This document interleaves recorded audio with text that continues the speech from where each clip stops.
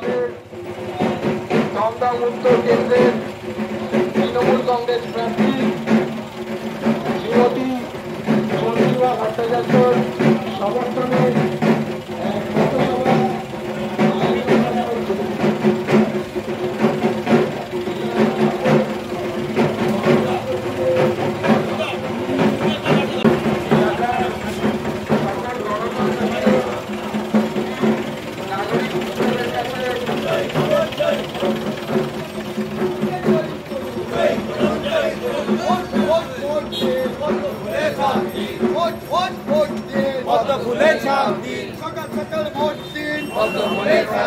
वंदे मातरम वंदे मातरम।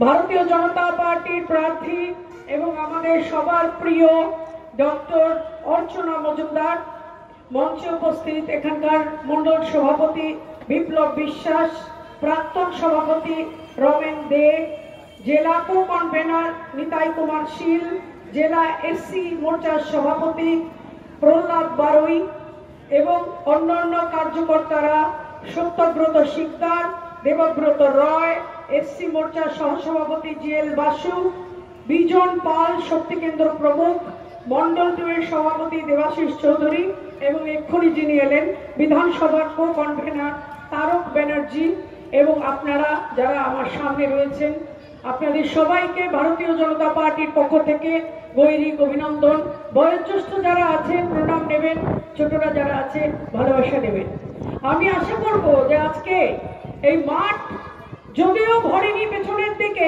যত মানুষ আছেন একজন মানুষ 100 জন মানুষকে আমার বার্তা পৌঁছে দেবেন যে আজকে মঞ্চে ভারতীয় জনতা পার্টির যিনি প্রার্থী ডক্টর অর্চনা মজুমদার তিনি আপনার প্রার্থী আমার প্রার্থী বাংলার মাটির প্রার্থী মানুষের কাছে আপনজন আমাদের সবার পরিবারের একজন তাকে যেন সামনে দিনে যেদিন ভোট হবে সেদিন 17 তারিখ 17 এপ্রিল 1 নম্বর বোতাম টিপে হবে 22 এপ্রিল 1 নম্বর বোতাম টিপে দেখছেন আপনারা কত সচেতন ভালো লাগলো 22 এপ্রিল 1 নম্বর বোতাম টিপে ডক্টর অর্চনা মজুমদারকে ভারতীয় জনতা পার্টিতে ভোট দিয়ে জয়যুক্ত করে আপনাদের ঘরের মেয়েকে আপনাদের ঘরে নিয়ে আসবেন যাতে দীর্ঘদিন ধরে বিগত 43 বছর ধরে যে যন্ত্রণা আপনারা ভুগছেন তার থেকে কিছুটা নিষ্কৃতি আপনারা পাবেন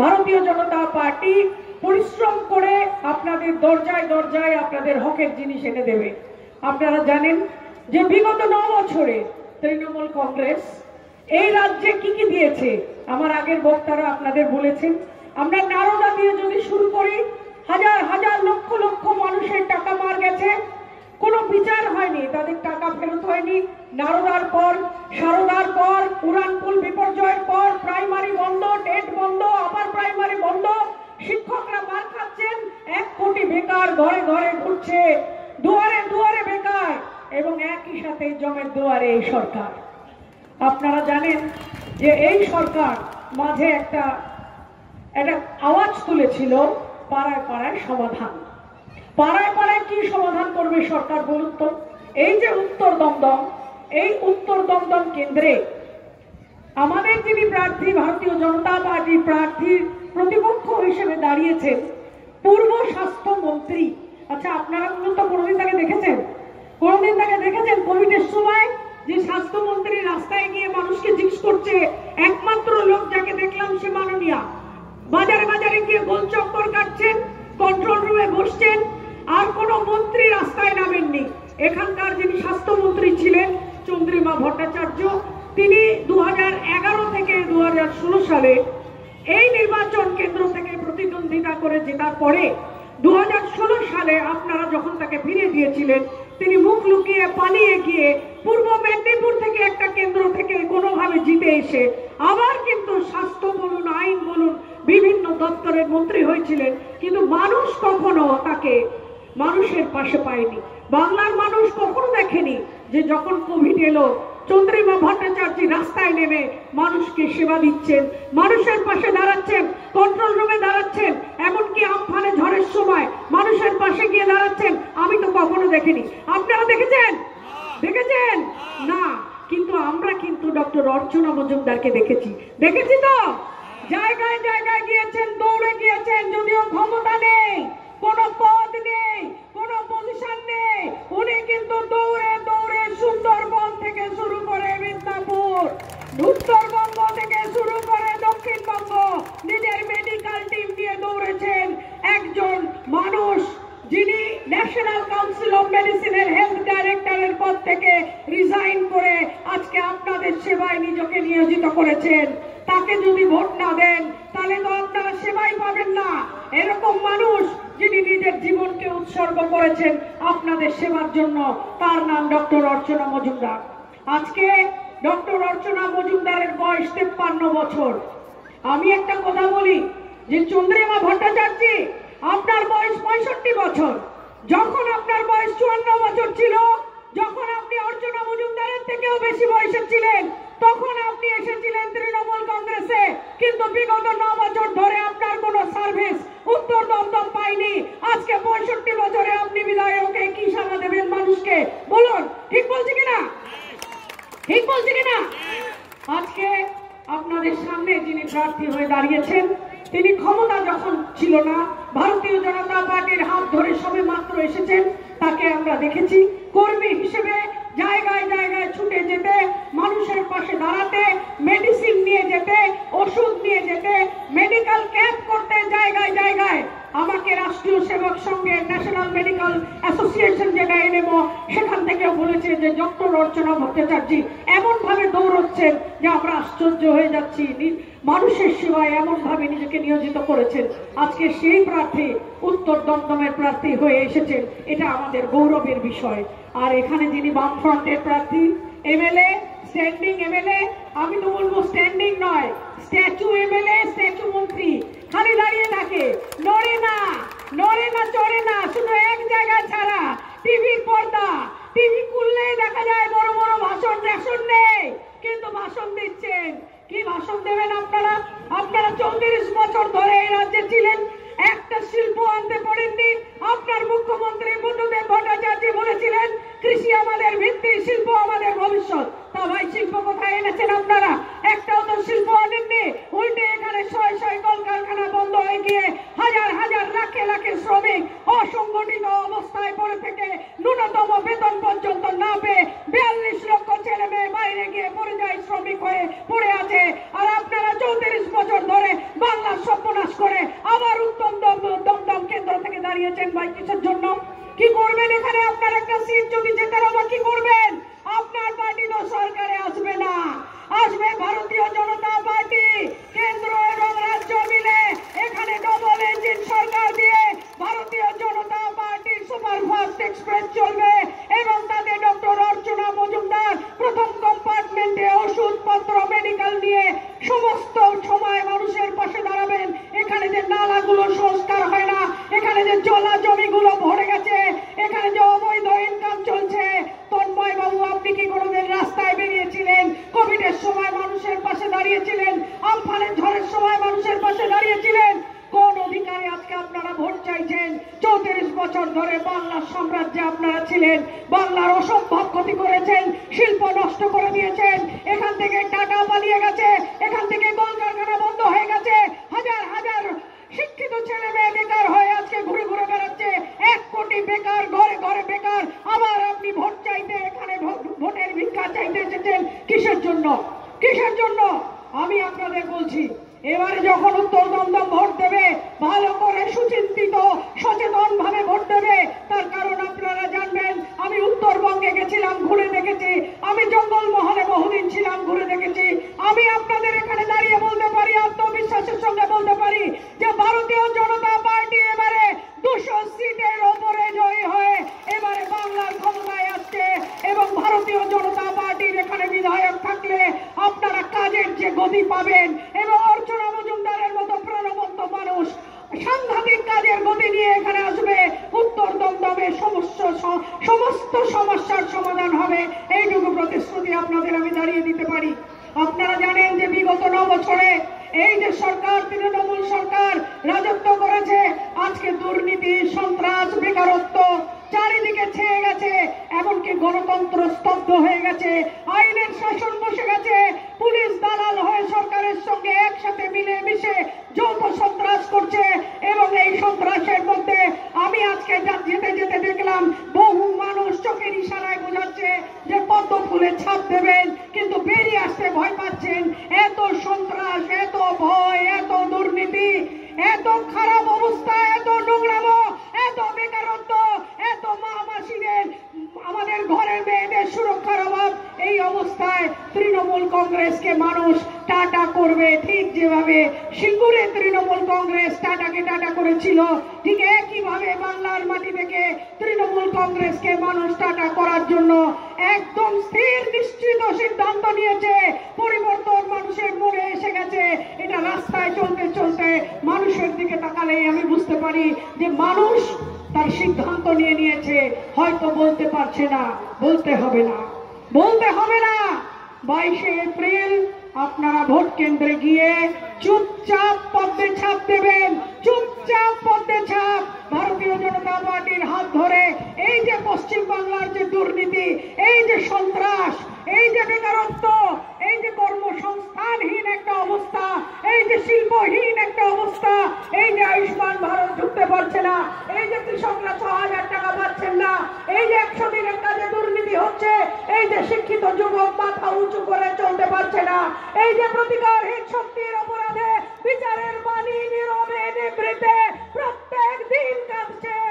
এর জায়গায় আপনারা তুলে ধরুন পশ্চিম বাংলায় আজকে সোনার বাংলা থেকে যে সাংঘাতিক নোংরা মোর বাংলা হয়ে গেছে, এই জায়গায় প্রতিবাদের কণ্ঠস্বর আপনাদের যেন জেগে ওঠে ভোটবাসকে। আমি জানি যে সবাই প্রতিবাদ করতে পারে না, আমি জানি অনেকে ভয় পায়, অনেকের বাড়িতে দরজায় নক করে পুলিশ, অনেকের বাড়িতে গুন্ডারা যায় রাত্রে ভয় দেখায়। কিন্তু আপনাদের এই যে আঙ্গুলটা আছে, এই আঙ্গুলটার ক্ষমতা সকল অস্ত্র থেকে বেশি।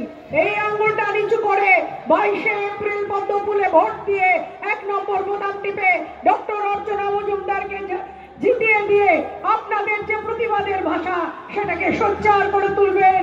এই বাংলা যে এক সময় সোনার বাংলা ছিল, যেটা কবিগুরুর বাংলা ছিল, যেটা শরৎচন্দ্রের বাংলা ছিল, যেটা বঙ্কিমচন্দ্রের বাংলা ছিল, যেটা শ্যামাপ্রসাদ মুখার্জির বাংলা ছিল, যেটা স্বামীজি বিবেকানন্দর বাংলা ছিল, সেই বাংলা আজকে পরিণত হয়েছে অপসংস্কৃতির বাংলায়।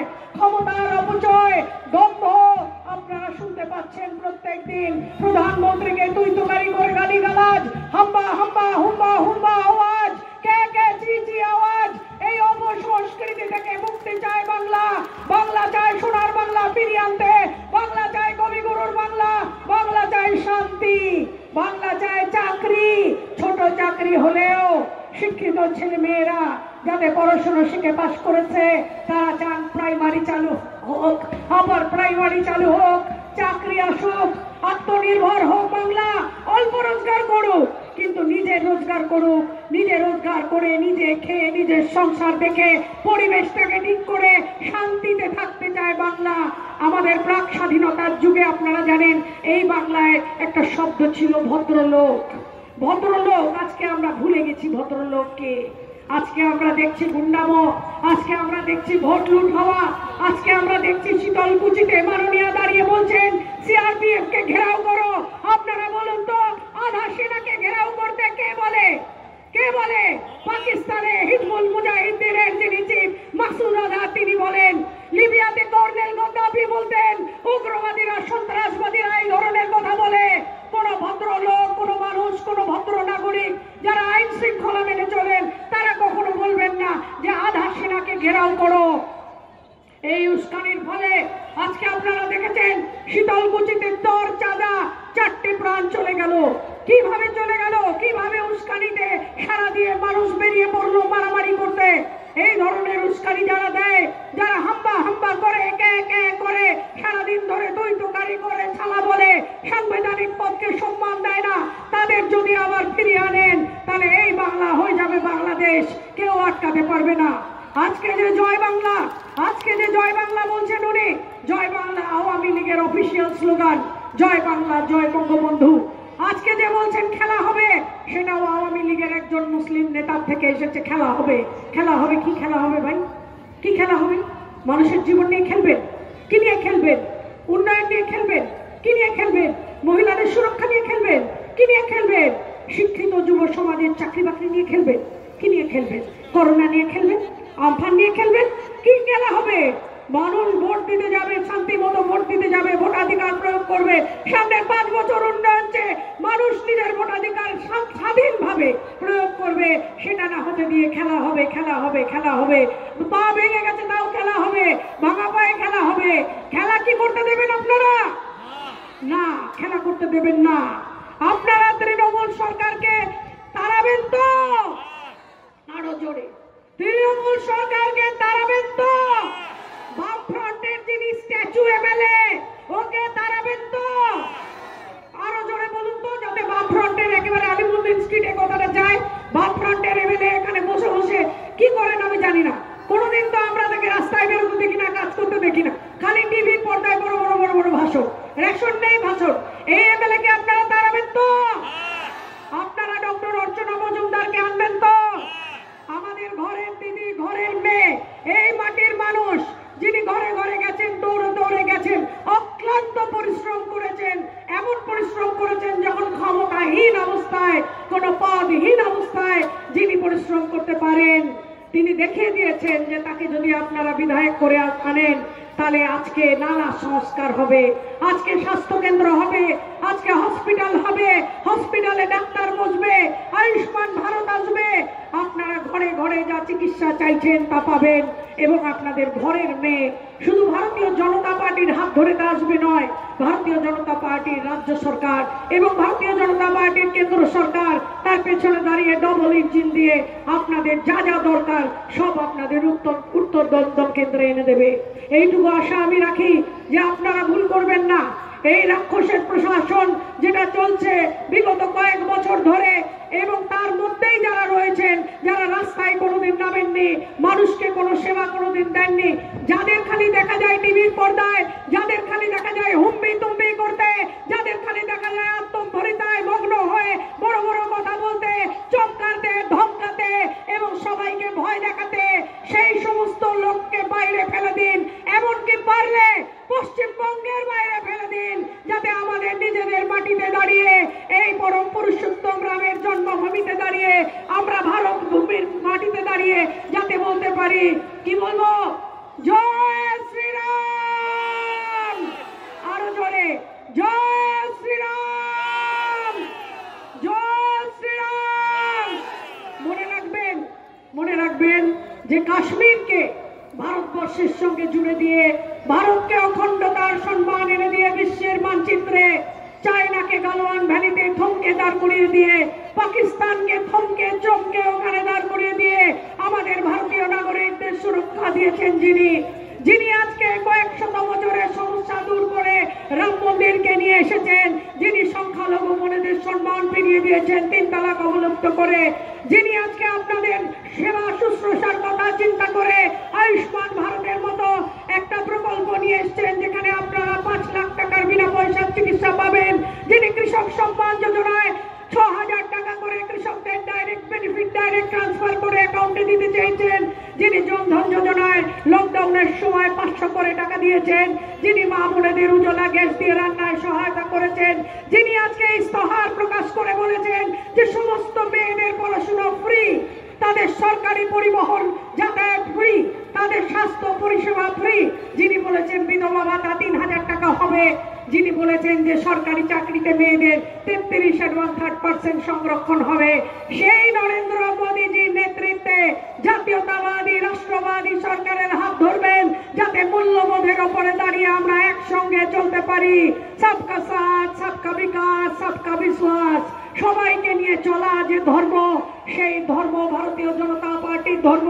সেই মূল্যবোধের উপরে দাঁড়িয়ে আমরা রাজ ধর্ম পালন করব। 2021-এ ভারতীয় জনতা পার্টির সরকার যখন হবে, তখন দেখবেন প্রতিটা মানুষ, প্রতিটা কর্মী অর্জনাদির সঙ্গে আপনার উত্তর দমদম কেন্দ্রে আসছে এবং এই কেন্দ্রে এসে আপনাদের সার্ভিস দিচ্ছে।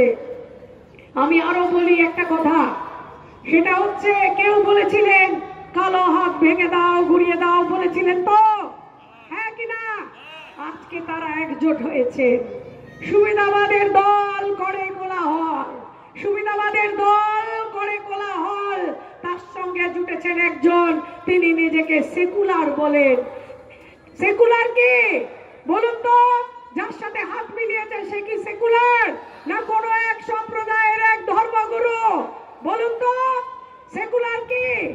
আজকে এখানে সেকুলার বলতে একমাত্র সেকুলার দল হচ্ছে ভারতীয় জনতা পার্টি। কেন জানেন? কেন বলি? আমি গর্বিত আমি হিন্দু, আমি গর্বিত আমি হিন্দু। তার কারণ একমাত্র হিন্দু ধর্ম সহনশীলতার সঙ্গে, সহমর্মিতার সঙ্গে, গ্রহণযোগ্যতার সঙ্গে সকল জাতি, সকল ধর্মকে সঙ্গে করে নিয়ে চলার ক্ষমতা রাখে। সবাইকে সঙ্গে নিয়ে মূল্যবোধের উপরে দাঁড়িয়ে রাজ ধর্ম পালন করার ক্ষমতা রাখে, যেটা কেন্দ্র সরকারের দিকে তাকালে বোঝা যায় যে যখন উজালা গ্যাস দিয়েছিল একবারও জিজ্ঞেস করেনি কে হিন্দু, কে মুসলমান, কে খ্রিস্টান। তাই আজকে সিপিএম, কংগ্রেস এবং সেকুলার ফ্রন্ট, এই যে সংযুক্ত মোর্চা, একে আমি বলবো সুবিধাবাদী মোর্চা।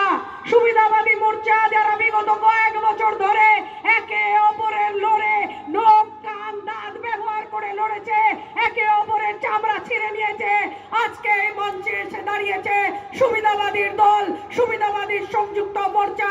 একসঙ্গে মিলে মিশে সমস্ত আদর্শ নীতি ভুলে গিয়ে শুধুমাত্র ভারতীয় জনতা পার্টিকে হারাবে বলে একসাথে হয়েছে। এদের একটাও ভোট দেবেন না, ভোট দিয়ে ভোট নষ্ট করবেন না, ভোট দিয়ে ভোট নষ্ট করবেন না।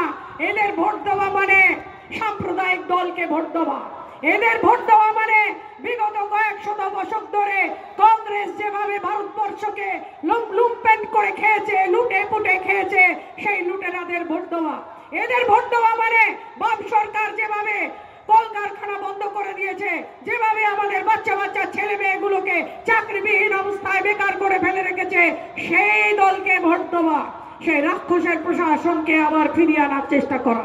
তাই একটা ভোটও নষ্ট করবেন না, একটা ভোটও নষ্ট করবেন না।